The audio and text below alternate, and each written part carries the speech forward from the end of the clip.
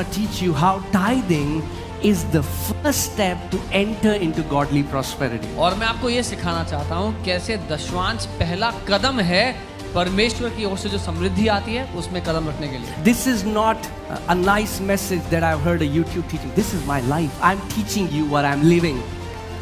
ये एक अच्छा संदेश नहीं जो मैंने YouTube पे सुना है. ये मेरा जीवन है जो मैं जी रहा हूँ. I'm about to teach you something which will stop. You will never be confused about tithing anymore in your life. मैं चाहूँगा वचन में आप भाग लें क्योंकि जो आज मैं सिखाऊंगा उसके बाद आप कभी भी दशमांश को लेकर के असमंजस में ना होंगे. I mean, there are many believers, you know, they have known the Lord for years, but this area has not been settled. So they're like old covenant, new covenant, law, grace. We will see it from the word if it's for us or not. बहुत सारे विश्वासी इस बात को लेकर परेशान हैं कि दशमांश नया नियम है, पुराना नियम है, लेकिन हम वचन से देखेंगे कि हमारे लिए है या नहीं है. God doesn't need a penny from us. परमेश्वर को हमसे एक अठन्नी नहीं चाहिए. But then why does he tell us? Why did he set this principle of tithing? लेकिन फिर परमेश्वर ने ये सिद्धांत ये क्यों दिया हमें दशमांश का सिद्धांत? For our benefit. हमारे फायदे के लिए. Not for him. अपने लिए नहीं. Every principle he establishes on earth is for our benefit. हर एक सिद्धांत जो परमेश्वर ने पृथ्वी पर लागू किया वो हमारे फायदे के लिए किया है. Amen. None of God's children should live in poverty because poverty is a curse. परमेश्वर की कोई भी संतान गरीबी में ना जिए क्योंकि गरीबी एक श्राप है. Poverty is not your father's will for you. गरीबी आपके पिता की इच्छा नहीं है आपके लिए. It's not about money, it's about your ability to rule over money. मुद्दा पैसा नहीं है, मुद्दा है आपकी क्षमता पैसे पर प्रभुता करने की. It's about your will, it's about consistently setting it aside, declaring that my God lives and he is the source of my finances. आपकी इच्छा शक्ति को दर्शाते हुए जहां आप निरंतर बार बार दोहराते हुए पैसे को अलग करते चले जाते हैं परमेश्वर के लिए, ये गवाही देते हुए कि मेरा परमेश्वर जीवित है और वो मेरे जीवन का सोता है. Tithing comes from the Hebrew word maser. दशमांश इब्रानी शब्द मासेर से आता है. And it simply means 1/10. और इसका साधारण अर्थ है 10वां अंश. And it's a noun, and if you take the root word, it comes from the word aser, which means rich. और मासेर शब्द जो दशमांश शब्द है अगर उसका मूल शब्द निकालें तो वो आसेर शब्द है जिसका अर्थ है अमीर. The rich is in the tithe. जो अमीरी है वो दशमांश में छुपी है. The Bible doesn't say, but it says don't work hard to be rich because rich is a fruit of our covenant with God. Bible कहती है अथक परिश्रम मत करो अमीर होने के लिए क्योंकि अमीर होना फल है हमारी उस वाचा का जो परमेश्वर ने हमारे साथ बांधा है. It's not the root. वो नींव नहीं है. When you're hustling to be rich, you are making money as number one thing in your life. जब आप बहुत परिश्रम कर रहे हो अमीर होने के लिए तो आपके जीवन का प्रथम मुख्य कारण है पैसा. But when you're doing it godly way, जब आप ईश्वरीय रीति से वो करेंगे your prosperity will be effortless. तो आपकी समृद्धि बिना किसी मेहनत के होगी. Effortless. बिना मेहनत के. Amen. That's what your father wants. ये है जो आपका पिता चाहता है. So tithing is mentioned in the first book of Bible. So दशमांश का परिचय बाइबल की पहली किताब में किया गया. Right? In the very first book of Old Testament. पुराने नियम की पहली किताब में. Right? So that's Genesis 14:18. उत्पत्ति 14 उसका 18. Then Melchizedek, king of Salem, brought out bread and wine. He was the priest of Most High God. तब शालेम का राजा मल्कीसिदक जो परम प्रधान ईश्वर का याजक था रोटी और दाख मधु ले आया. So the context is that Abraham is coming back from a war with spoils. Abraham has seen victory. Now he's coming back with spoils. और मुद्दा यह है कि अब्राहम एक युद्ध लड़कर जीतकर और बहुत सारी संपत्ति लेकर उस युद्ध में से वापस आया है. And he meets this mysterious mysterious character called Melchizedek. और उसको बहुत ही रहस्यमयी एक व्यक्ति मिलता है जिसका नाम मलकीसेदेक है. The Bible doesn't talk much about him, Bible इस व्यक्ति के बारे में ज्यादा नहीं बोलती, but the Bible clearly says that he had no mother, no father. लेकिन बाइबल ये बताती है इस व्यक्ति के बारे में ना ही इसकी माँ थी ना ही इसका पिता था. And he was a king of Salem, which comes from the word shalom, or righteousness. He was the king of righteousness and he was a high priest. वो शालेम का राजा है. शालोम या धार्मिकता का राजा था और परम प्रधान परमेश्वर का याजक था. And many believe that he was a pre-incarnate appearance of Jesus Christ. Before people knew Jesus, he appeared as Melchizedek. और बहुत से लोग ये भी मानते हैं कि इससे पहले कि यीशु मसीह यीशु का रूप धारण करके पैदा हुए होते, यीशु मलकीसेदेक के रूप में आए. And now Abraham meets this man, this king priest called Melchizedek. और अब अब्राहम इस राजा याजक मलकीसेदेक से मिलता है. Now what did Melchizedek bring? Melchizedek क्या लेके आपने साथ? Bread and wine. रोटी और दाख मधु. What does that symbolize? ये क्या दिखाता है? Communion. Prabhu Bhoj.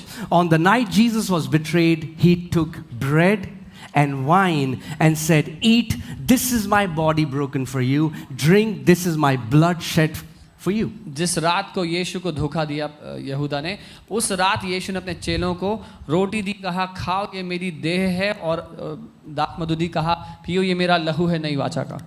And he blessed him and said, "Blessed be Abraham of Most High, possessor of heaven and earth." और उसने उनको आशीष दी और कहा परम प्रधान ईश्वर की ओर से जो आकाश और पृथ्वी का अधिकारी है, तू धन्य हो. And blessed be God Most High, who has delivered your enemies into your hand. और धन्य है परम प्रधान परमेश्वर जिसने तेरे विद्रोहियों को तेरे वश में कर दिया. And he, that means Abraham, gave him, Melchizedek, a tithe of all. और तब अब्राम ने उसको यानी कि मलकीसेदेक को सारी वस्तुओं का 10वां हिस्सा दिया. Now nobody told Abraham to do that. अब किसी ने अब्राहम को नहीं कहा था कि ऐसा कर. But the thing with communion is, you remember Jesus gave communion to two disciples on the road to Emmaus and their eyes were open. When you take communion with the right heart, your eyes would open to many truths that are in the Bible. अब प्रभु भोज की बात ये है, अगर आपको याद हो Emmaus के रास्ते पर 2 शिष्य जा रहे थे यीशु मसीह के. जब उन्होंने प्रभु भोज लिया उनकी आंखें खुल गई. जब आप प्रभु भोज लेते हैं, राज्य के कई सत्य हैं जिनको देखने के लिए आपकी आंखें खुल जाती हैं. And Abraham, और Abraham without anybody telling him, बिना किसी के उसको बताए हुए, by revelation, प्रकाशन के द्वारा gave tithe दशमांश देने लगा of all that he had जो कुछ उसके पास था उस सब to Melchizedek. मलकीसेदेक को. You know that law was given 450 years after this. व्यवस्था इसके 450 साल के बाद दी गई. So people who say that tithing was in the law, they should go a little back, just in the first book of Bible, and read this. So जो लोग कहते हैं कि दशमांश तो पुराने नियम में था, उनको कहीं थोड़ा सा पीछे जाएं, बस पहली किताब में चले जाएं बाइबल की, वहां पे मिलेगा. Right? There is tithing under Abrahamic covenant.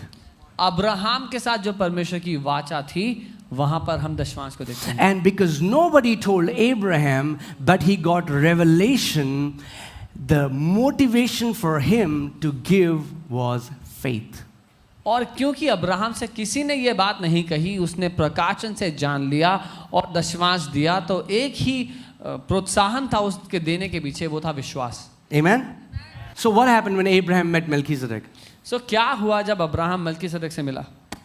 He gave bread and wine उसने उसको रोटी और दाख मधु दिया and he received tithes. और दशमांश ग्रहण किया. Melchizedek priesthood still receives tithes. Melchizedek का याजक पद अभी भी दशमांश ग्रहण करता है.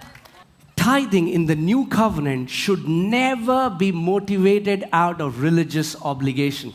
नई वाचा में आने के बाद दशमांश देना कभी भी धार्मिक दबाव या रीति रिवाज के कारण ना हो. Listen to this. सुनिए, In the new covenant, नई वाचा में you don't tithe because you have to, you get to tithe because it's a privilege.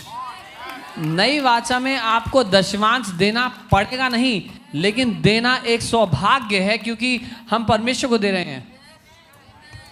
Do you wanna learn how the early church gave? आप सीखना चाहते हैं कैसे पहले की कलीसिया ने दिया? Not 10%, 10% नहीं, not 20%. 20% नहीं, They sold their houses, their properties, their possessions. अपने घर, संपत्ति, जायदाद सब बेच डाला. Or so many people say, we want to tithe, but you know what? I mean, like, we are still giving it to men, right? What if they misuse it? हम दशमांश तो देना चाहते हैं, लेकिन हम तो इंसानों को दे रहे हैं. अगर उन्होंने गलत इस्तेमाल किया हमारे पैसे का, तो फिर क्या करेंगे हम? If any minister of the gospel uses the money wrongly, he is accountable before God. अगर But you have done your part. अगर सुसमाचार का कोई भी सेवक पैसे का गलत इस्तेमाल करता है, तो उसको अपना जवाब परमेश्वर को देना पड़ेगा, लेकिन आपने अपना काम किया है. Whenever you are giving tithing as a prophetic act, you are declaring that He lives and He is my source. Not the money in my account, but He is my source. जब कभी आप दशमांश देते हैं प्रकाशन के द्वारा, तो आप ये घोषणा करते हैं कि जो पैसा मेरे हाथ में है, ये मेरा सोता नहीं, मेरा जीवन का देने वाला नहीं, लेकिन वो जो जीवित है वो मेरे जीवन का सोता है. Amen. Tithing is the entry level training for you to learn to have rulership over money. क्योंकि जान लीजिए, दशमांश वो प्राथमिक प्रशिक्षण है, प्राथमिक प्रशिक्षण जिसके द्वारा आप पैसे पर प्रभुता करना सीखते हो. Tithing is a two-way test. दो तरफा परीक्षा है दशमांश देना. Everywhere else in the entire Bible says, do not test God. हर जगह बाइबल यही कहती है, परमेश्वर को ना परखें, उसकी परीक्षा ना ले. Right? है ना? But God says, लेकिन परमेश्वर कहता है, tithe दशमांश दो and test me. और मेरी परीक्षा ले लो.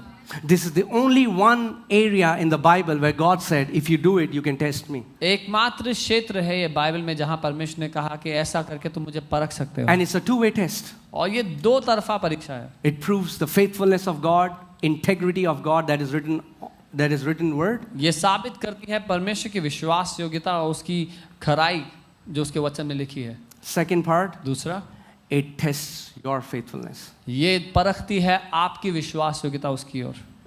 I'm not teaching you the love of money. I am divorcing you from the love of money. मैं आपको पैसे का प्रेम नहीं सिखा रहा हूँ, उसका रिश्ता खत्म कर रहा हूँ I'm आपसे. telling you, don't pursue it. मैं आपको ये कह रहा हूँ, उसके पीछे मत भागो. Everything will be added सब कुछ जुड़ जाएगा आपके as you जीवन seek में ye first the kingdom of जब God. आप उसकी राज्य, उसकी धार्मिकता की खोज करेंगे. Amen.